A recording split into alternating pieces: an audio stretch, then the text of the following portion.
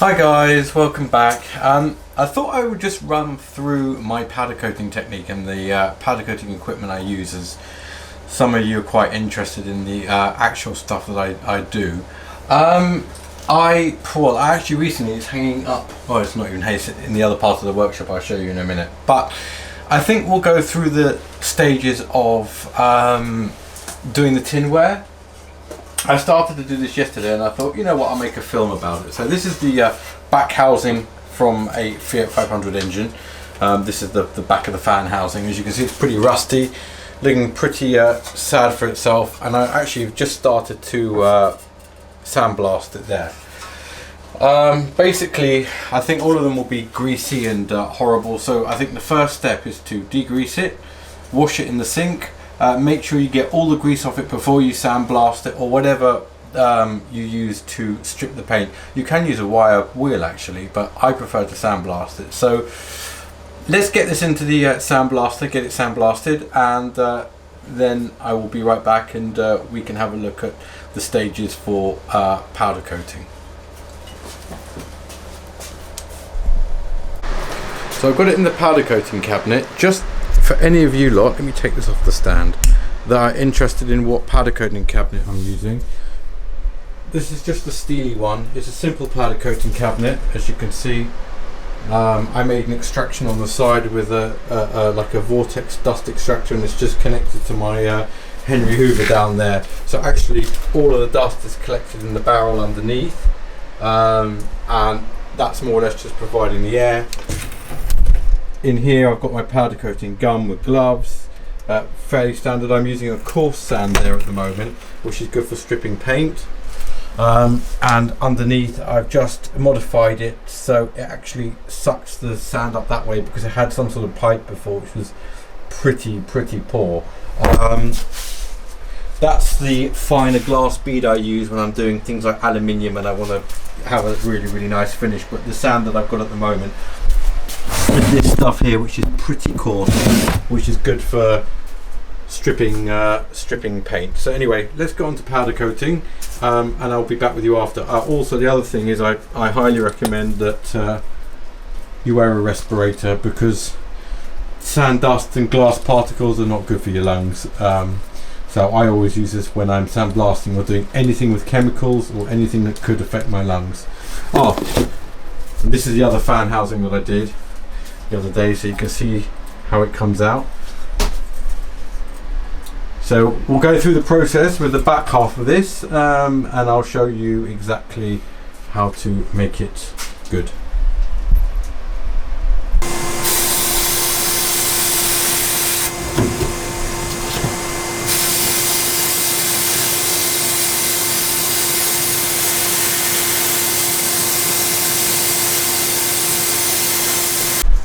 Okay, so now we've finished blasting it. So what you should end up is something a little bit like, oh, let's knock the sand off it. Something a little bit like this. Let's go and put it on the bench in this side of the workshop. So all the paint is removed. These do corrode a little bit, so the dark bits on here are actually like indents where the metal's corroded, but it is stripped. I could use a high gold primer on it, but I think the black powder should cover it absolutely fine. But as you can see, it's completely stripped. So now the next part is going to be cleaning it. So the next step, now we've sandblasted or stripped all the paint off our tinware. As I said, this one had a little bit of corrosion that's eaten a little bit into the metal, but that doesn't matter too much. The powder should fill that. You can use a filler primer, but on this case we're not going to, because I think the powder will be just fine. So after we've stripped it, what I would do is wash it under the sink, just to get rid of any grit, any sand that might have lodged into any of the spaces. So I'm just going to go and do that quickly under here. But before I do that, I'm just going to heat up my oven, because once I've let me take this off here a minute. Once I have I've forgotten how to speak now. Once I've washed it, I'm going to then put it in the oven to dry, but also it's going to get rid of any oils or anything that might have settled on the metal part. This is always a lot more important with aluminium parts because they soak up the oil and a lot more than steel, but I still like to do it. Now, a lot of you guys were asking me about the spec of my oven. Actually, the little oven that I had to use last time is now gone because I've actually built a bigger oven now myself. I'll put up a couple of pictures now so you can see just the building stage and how I did it. But I found the little one far too small for doing any sort of major parts. So I built something the right size as basically, well, I'm sure there's plenty of oven building tutorials, so I'm not going to go into it too much, but just to show you, if I just flip it around, that's the oven. I built it to fit underneath the under the workbench. It's actually on wheels, and it's PID control, which basically means it's temperature monitored. If we flip it open, we have a little look inside. I've got a 3 kilowatt heating element there. I could have gone for 2, but that was ample enough to get me to the 180 or 200 degrees that I may need. There's some rails in the top there, so I'm going to make a sliding rack for that. At the moment I've just got the little hanger that slides in and out here so I can hang my parts on. And if I close the door, reheat the oven, let's put the latch on. I have 2 controls here. Let's bring the camera back a bit.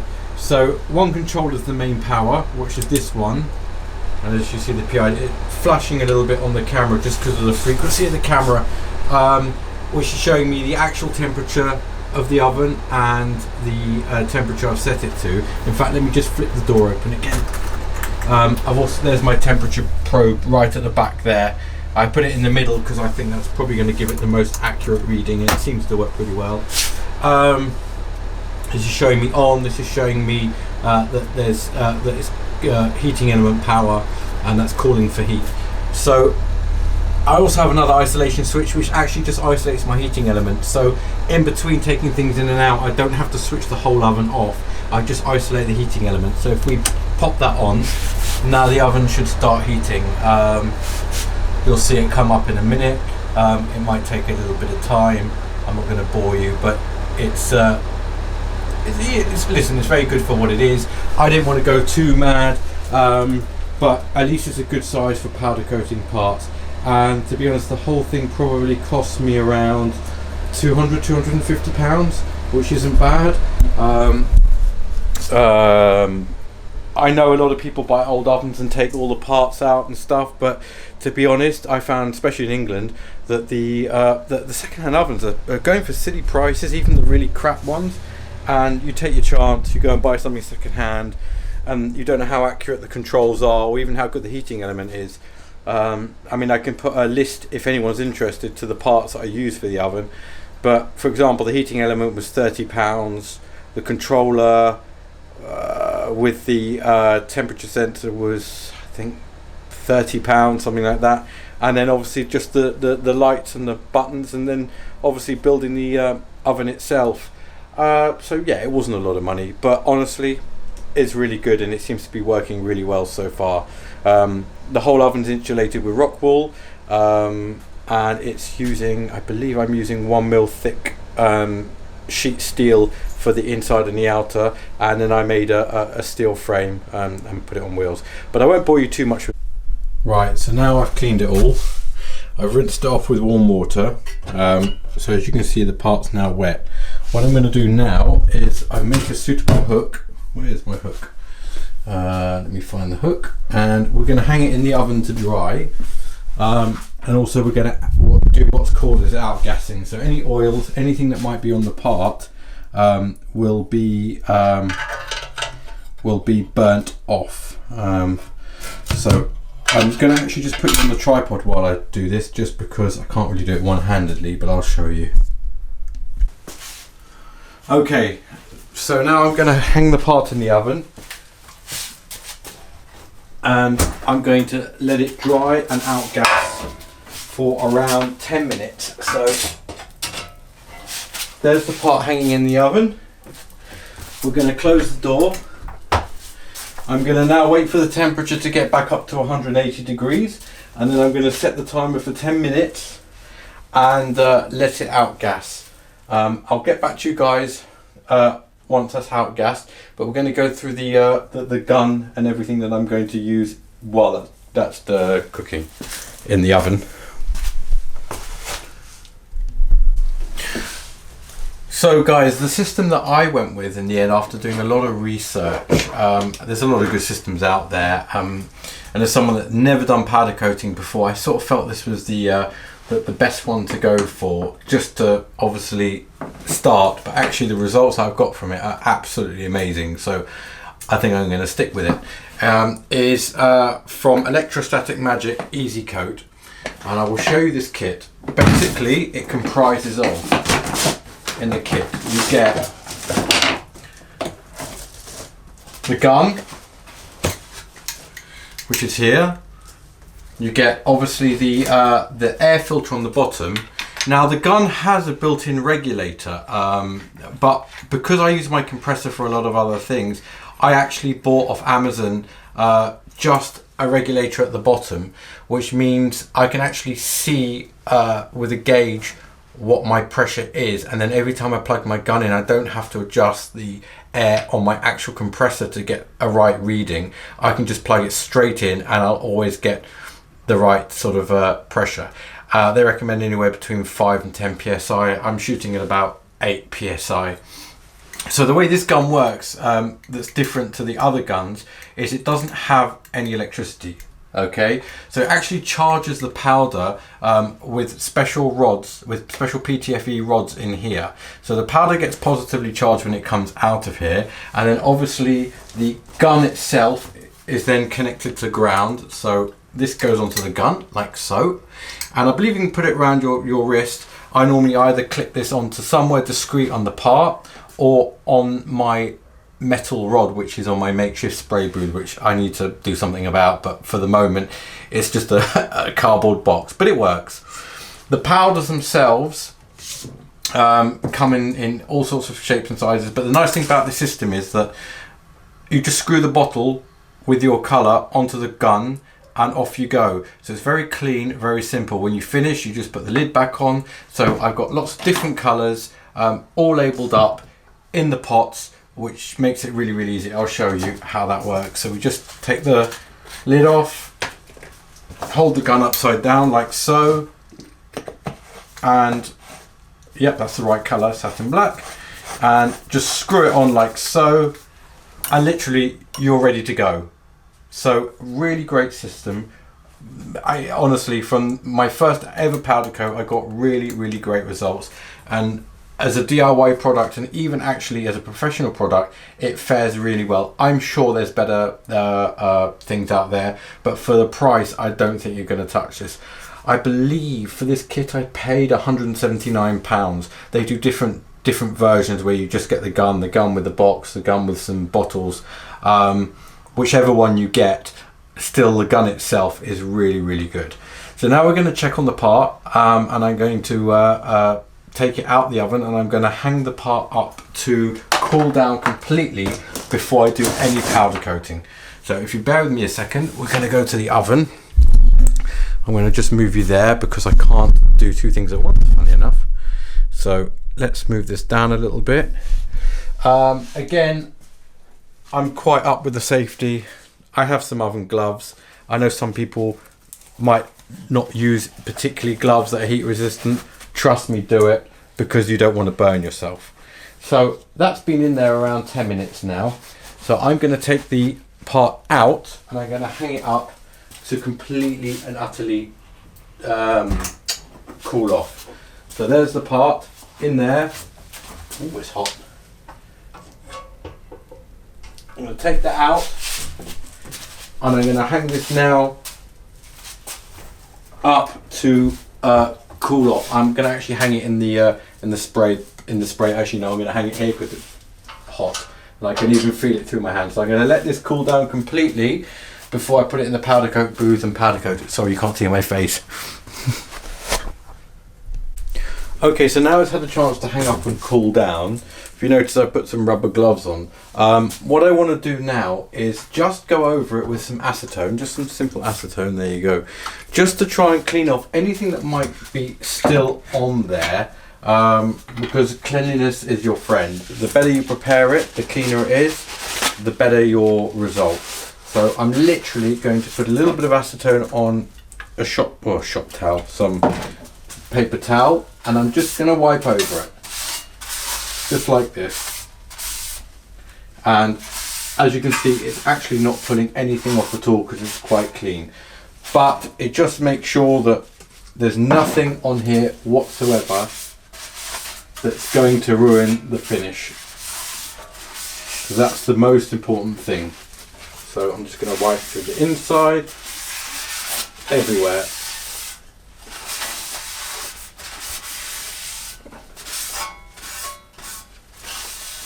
Right, that's completely wiped because it should be clean anyway, but it just makes sure there's nothing on there at all. It just proves to me that it's clean.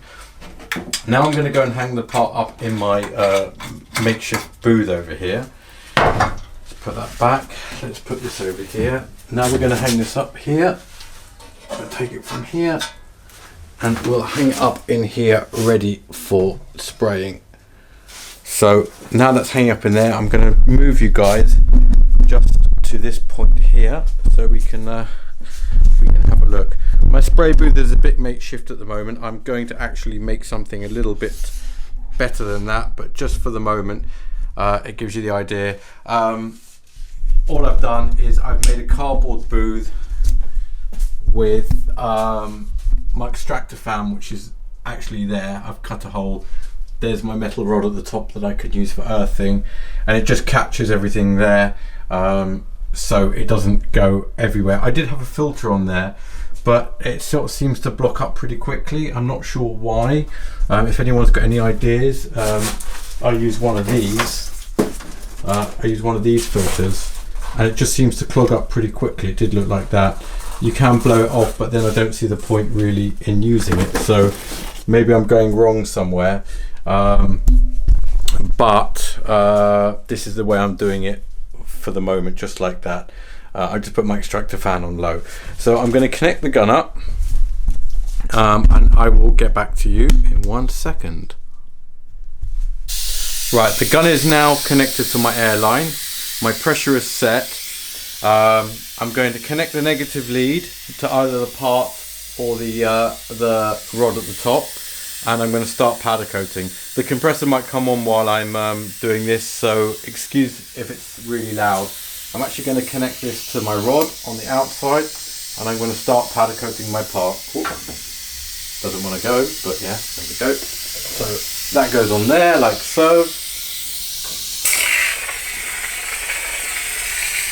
And just like that. So simple. So simple. I'm just going to make sure the whole part is covered.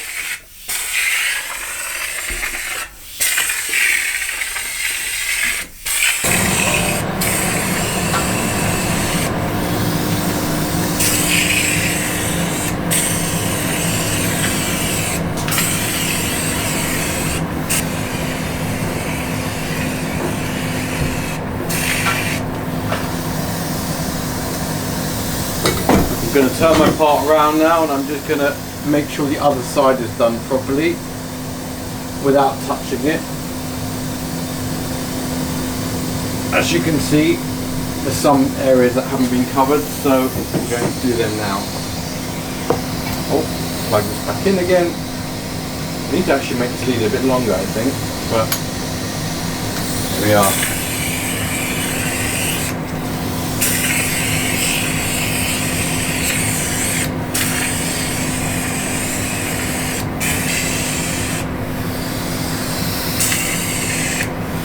Right, that's completely covered. So I'm going to just spin it back around again. Just make sure that the other side's okay, because it's the other side that we're going to see. I need a bigger booth really, but I can see some bits of this, so I'm just going to make sure they're all done.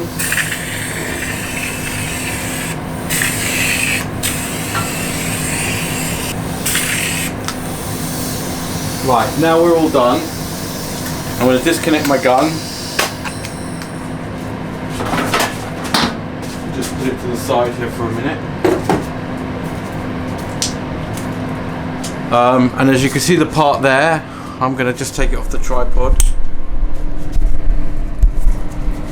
As you can see, that's all coated.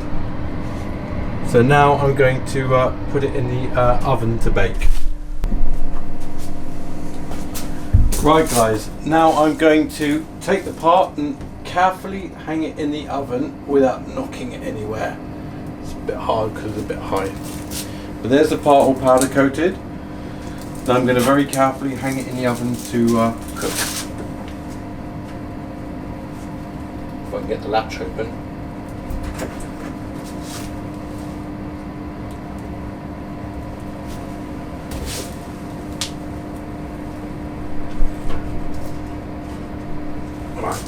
So, the rule of thumb is 180 degrees for 10 minutes. But if I just take you guys off the stand here a minute. So 180 degrees for 10 minutes, but opening the oven door reduces the temperature to 144, and it's 180 degrees. It's 10 minutes from when the part gets to 180 degrees. So what I like to do is I wait for the oven to get back up to 180, and then I set 12 minutes on the timer. That way it gives me the 2 minutes for the heat up of the part inside. It might be a good idea sometimes to put a test part in, or when you're heating your part before you powder coat it to outgas it, you can maybe go with your digital thermometer. I have one like this, and you can see how long it takes for your part to get to 180 degrees. So you can add that on to the 10 minutes, so you know how long. And also when you open the oven door, it loses temperature as well. So I like to wait for the oven to get up to 180, then I time 12 minutes, because for this tinware it takes about 2 minutes, maybe a bit less, for it to get up to that temperature. But now it's in the oven, we've nearly reached, I can't talk, 180. So I will get back to you after the 12 minutes is up. Also, while that's baking, I just want to show you, now I've disconnected the gun from the airline, how easy this is to clean out. I'm just going to grab the lid for the satin black. So basically all you do is tip the gun upside down, give it a little shake so anything that's in there goes back into the pot, unscrew the pot like so, put your lid, I'm trying to do this one-handedly, put the lid back on your colour, and you can put your colour away. I'll put it down here for the moment, and then you can just literally grab the airline. I'm going to do it by the extractor fan, and you can just gently blow it out like so, blow out the end,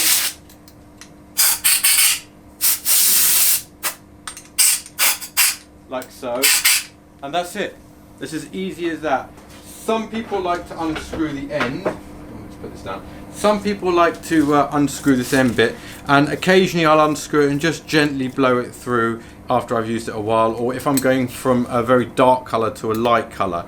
But normally I don't have a problem, and then I just unscrew everything and put it back in the box. But honestly, this is a really excellent system, and you'll see the results once I take the fan housing out the oven. We have 8 minutes left. Okay, so now the time's up, and I will switch the heater off from the oven, and we will take our part out and we'll see the results. Oh, it's a real pain in the arse getting these gloves on with rubber gloves, but it saves my hands from getting dirty. Oh, it's very annoying. So there we go, gloves on. Let's have a look and see what our part is saying.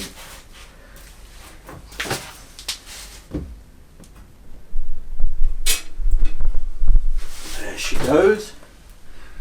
So let's hang it up there to cool off. Now normally I'd have my extractor fan running at this point, which I'm actually going to put on, but obviously because of the audio I didn't want to ruin it, but I will take you and let you have a look at the part.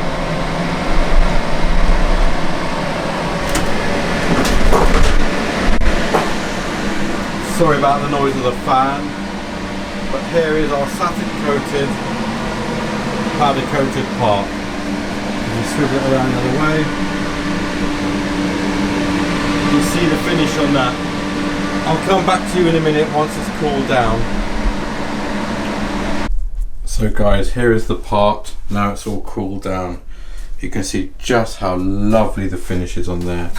So again, if you do your preparation right, there's no reason you cannot obtain professional results like that.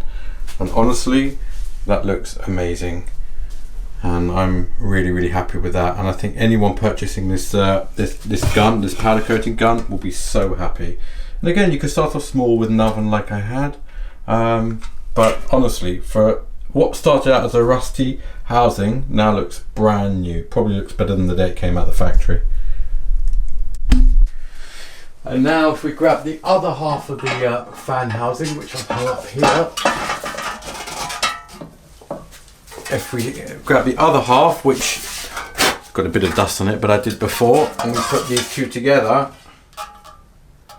we end up with one complete, lovely, new looking fan housing. And you know, I just did this at home in my little workshop, but that now is as good as new, ready to go on a car.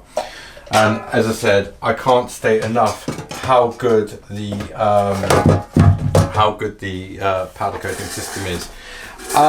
One thing I just want to say, because I know I missed out a few things, anything with threads in, like built-in threads or sticking out or nuts on, just put a screw or a thread in so you don't powder coat the thread unless you want to run through it with the tap after. Otherwise you might find it, pardon me, hard to put a screw in because it depends how thick you lay your powder coat.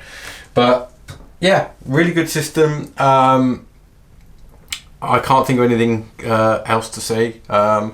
I'm going to extend the earth lead because I find the earth lead is just that little bit too short, and because it's on a recoil earth lead, I think it would be better actually just on one that hangs, because it keeps wanting to pull back, and as you saw, I did struggle a little bit with it coming off the gun. So that might be a good idea for Easy Coat, just to make the earth lead longer, but also where it just lays as opposed to it bouncing back. It looks nice when it bounces back, and I think the idea is you put it on the earth strap round your arm, but I think it works better putting the earth strap either onto somewhere on the part or on that metal rail that I had going across. Anyway, I hope you enjoyed it. We've still got the fan to do, which is lying on the floor here, and then I shall reassemble this back together. I've also got the top of this fan housing, but for all of you doing your Fiat, I think it's a great idea. Sorry about this shoddy camera work here. I mean, that's, as you can see, that was the condition of the fan housing before. So that again, we've got to do exactly the same, strip it all down, and it should look as good as that fan housing. So yeah, it's something you guys can do at home. It's really easy, it's not messy, it's easy to clean up, and if you do your preparation right, yeah, you can get absolutely beautiful results. Anyway, I will see you again next time with some more stuff and things going on in the workshop. If there's anything particular you want to see, let me know. Anyway, till next time, see you later.